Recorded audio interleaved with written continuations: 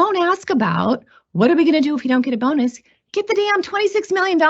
Spend your time and your effort thinking about the $26 million we need and not thinking about what you're going to do if we don't get a bonus.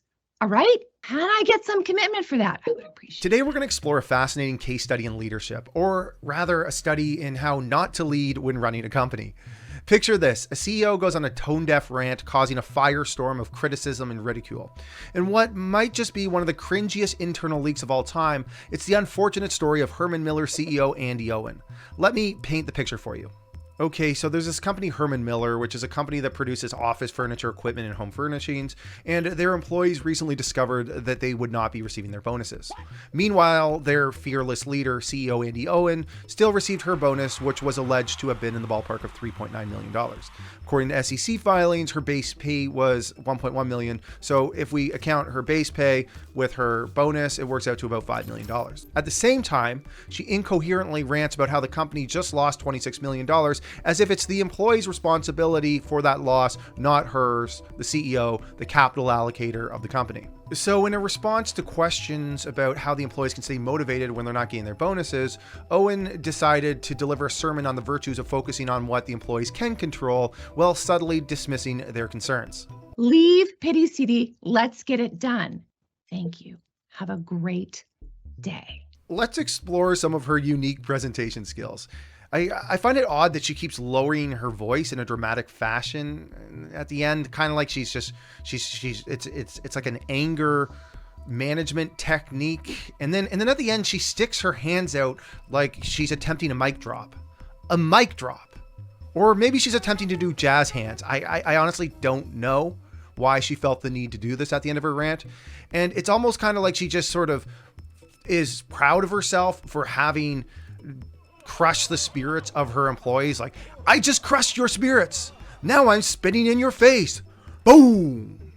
Clearly, Andi Owen's people skills are unparalleled. She strikes me as the perfect person to represent a board or investor group full of sociopaths who need a robot to go in and kill their staff's aspirations to climb the corporate ladder.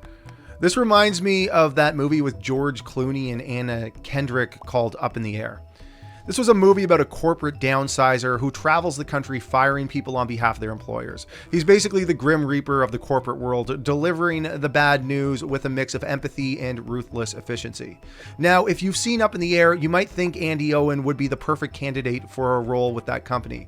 I mean, just imagine her on the team. When pitching her to clients that need corporate downsizing, they could say, look, she is so good at sociopathing that when she delivers bad news, she can convince your soon-to-be former employees that it's an opportunity for personal growth. Welcome to Pity City, population U. Andi Owen could be a corporate restructuring consulting firm's secret weapon. She'd be their ace in the hole, parachuting into struggling companies to give tone-deaf motivational speeches. Employees would be so confused, they'd forget that they were getting fired and they'd start thinking about how to recoup that $26 million loss. I don't know. Perhaps the world of corporate downsizing might be a little bit too empathetic for her tastes. What do I know? Now let's get back to her response. She reminds everybody in the company that no one could have predicted COVID, all these supply chain issues, and all these bank failures, as if Silicon Valley Bank, who was mostly used by sociopaths to borrow massive amounts of money, or Credit Suisse, which is on another side of the world, had an impact on this furniture company. But instead of empathizing with employees, she tells them to think about delivering for the company and not their bonuses. Now, I gotta ask, how expensive is this Pity City? Can I afford to move there?